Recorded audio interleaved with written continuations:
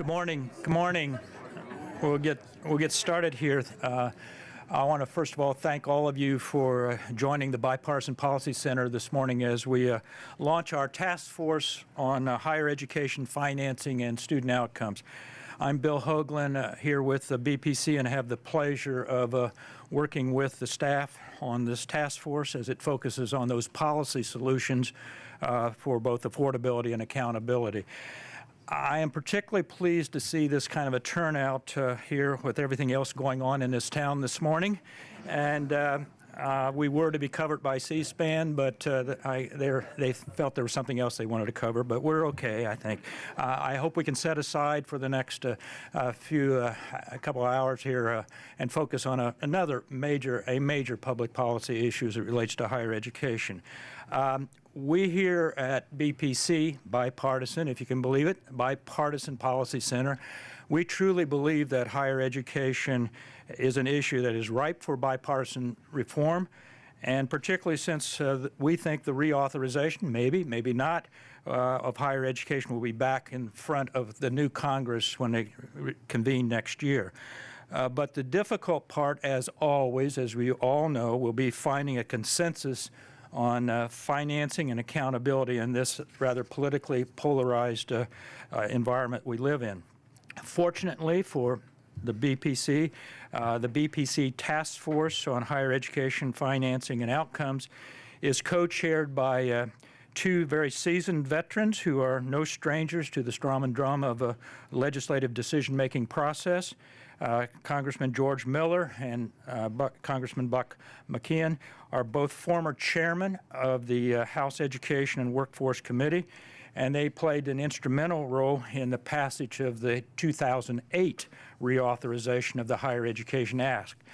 As the task force did meet yesterday in one of its private meetings, and as they discussed, there's a lot has happened since the last time the Higher Ed Act was reauthorized, particularly in the role of institutions, educational institutions, and the role they play in this in development of the workforce skills necessary for this new and rapidly evolving global and domestic economy.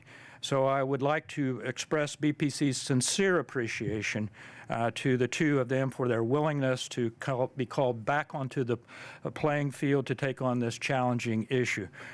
Their leadership, along with the wealth of experience of a number of 17 other task force members, whom I would also like to acknowledge personally and thank you, and they'll be introduced a little later here that are here. Those are here today. We hope will ensure that this group develops some rather pragmatic and politically viable recommendations that can help guide their former colleagues on the Hill to boost student outcomes, to reduce the costs of higher education, and ensure the students are equipped for this new economy. In advance, let me also thank our panelists who are here, our moderators, and Representative Susan Davis, who will join us shortly. Representative Davis will be introduced properly when she arrives, but let me just point out that she is the number 2 Democrat on the committee, the same committee that our two co-chairs headed up, and comes with an extensive background in California, both in the local, state, and federal education policy system. I also want to now just simply give a shout out to the BPC staff working on this project, particularly Kenny Megan and Shai Cabas and Dora Engler back here, and Jack Romano and Cody Carmody. This doesn't happen unless we have good staff. And of course, the folks that do all the logistics here, Carolyn Cooper and Emily Schroeder. Finally, and most importantly, these things don't happen unless we have resources to keep the lights on. And so I want to thank Bill and Melinda Gates Foundation, the Lumina Foundation, and Laura and John Arnold Foundation, along with our BPC Leaders Council members for making today's event possible. So before we begin our panel discussion, let us welcome our two distinguished co-chairs and let them tell you a little bit more about it. So Chairman Miller.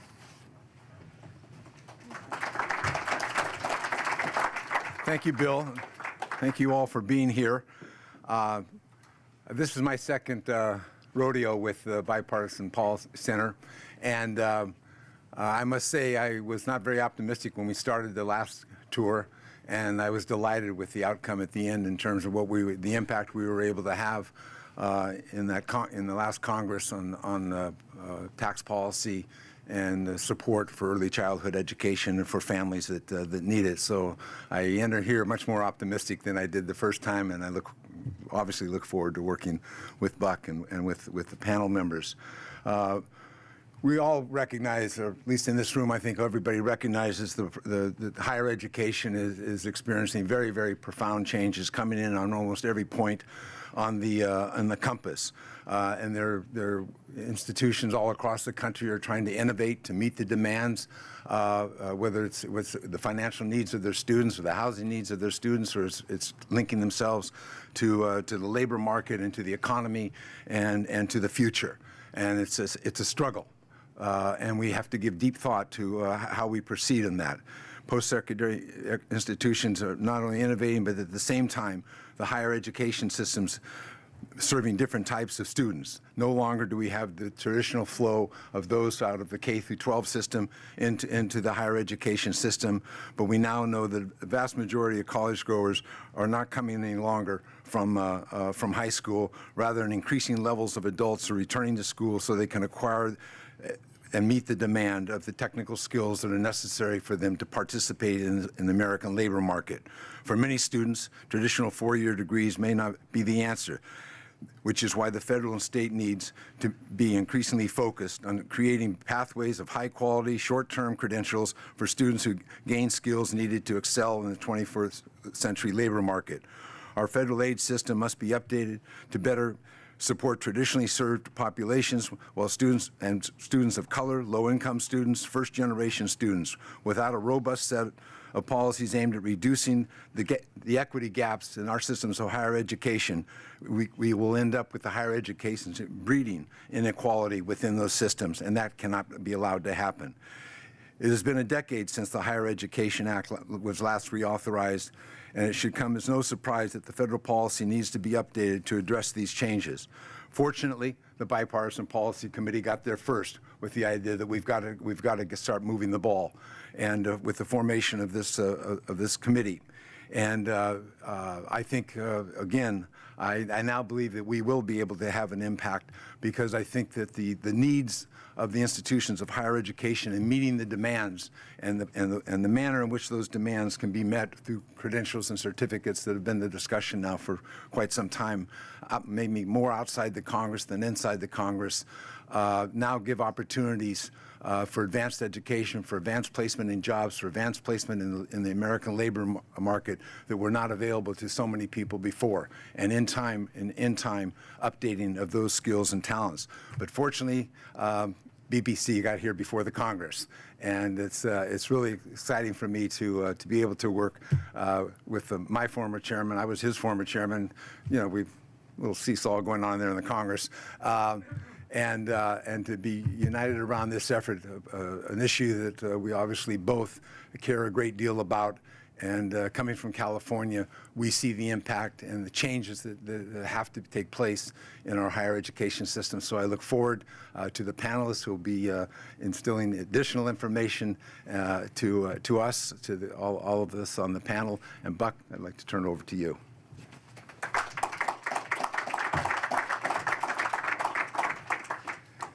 Well, it's great to be with you here this morning. Thank you all for coming. I'm recording some stations at home. I look forward to hours tonight to digest all of the wonderful things that are happening. It's great to be alive. I mentioned earlier to members of the panel as we were having breakfast that we can work together. Right now, things seem pretty dire here in this town, but I said, remember at one point in our history we had a civil war, a pretty bloody civil war. So we're not to that point. That's a good news. Yet. Anyway, thank you for being here. This is a very important endeavor that we're embarking on. Post-secondary education has been a door to the middle class for generations of Americans. However, we currently find ourselves facing some significant challenges. First, I read a report yesterday, there are 6.9 million unfilled jobs available right now, which is the first time that the number of vacant jobs is more than the number of Americans in the Labor Department that the Labor Department tells us are looking for work.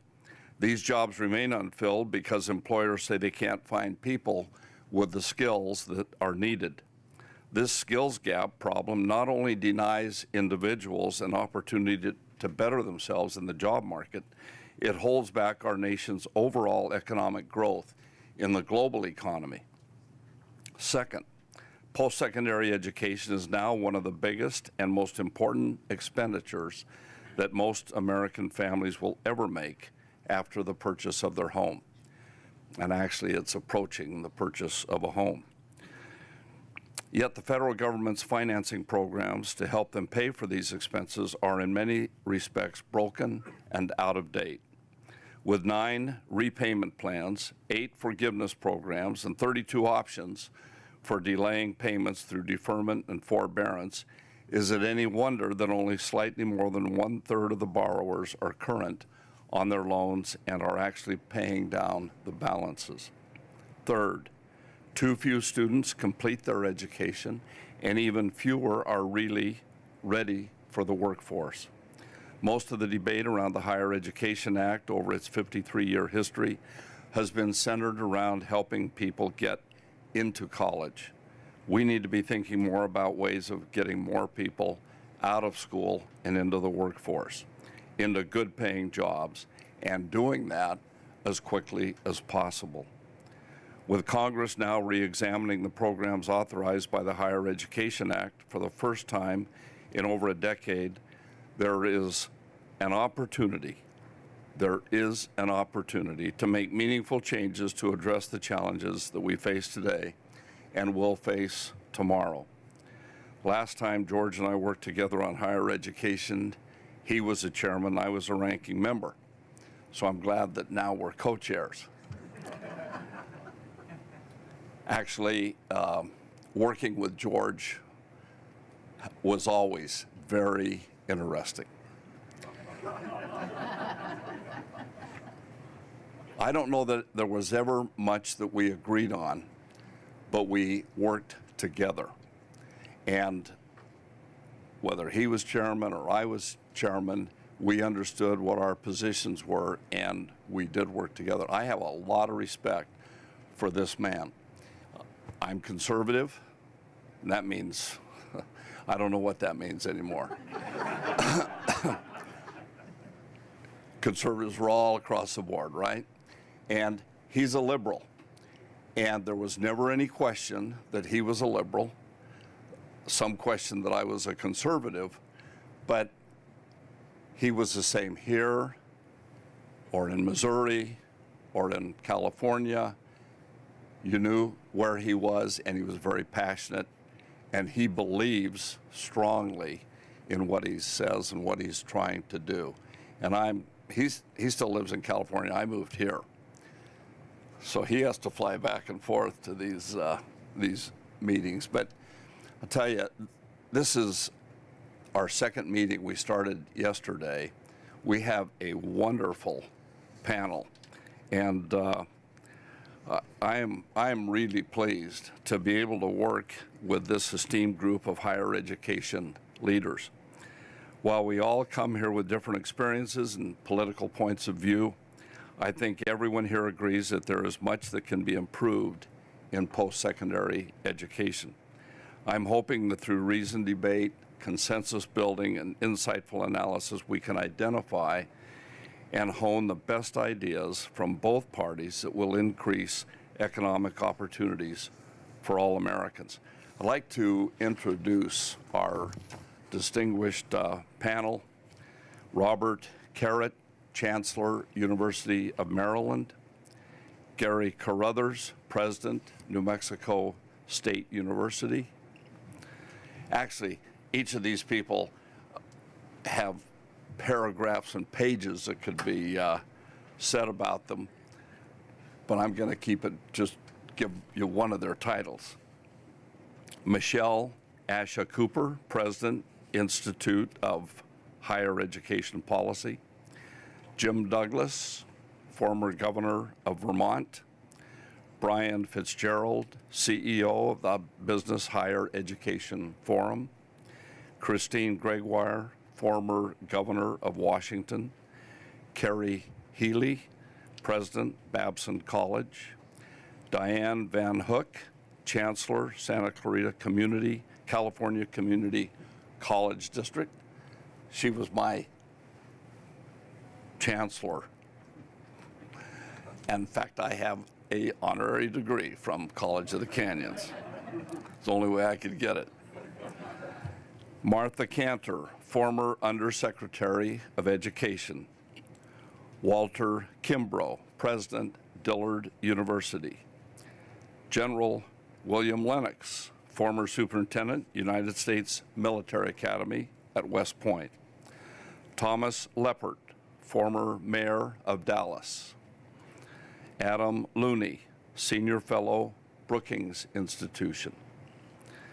Cheryl Oldham, Vice President of Education Policy, U.S. Chamber of Commerce. Tom Petri, former U.S. Representative, Republican from Wisconsin. Will Del Pilar, VP of Higher Education Policy and Practice, the Education Trust. And John Tierney, former U.S. Representative from Massachusetts, Democrat. So we divided the politicians. We got 2 from each party. Anyway, thank you for being here. I hope you enjoy and learn from the panelists today, and then the committee will be meeting later this afternoon. Thank you.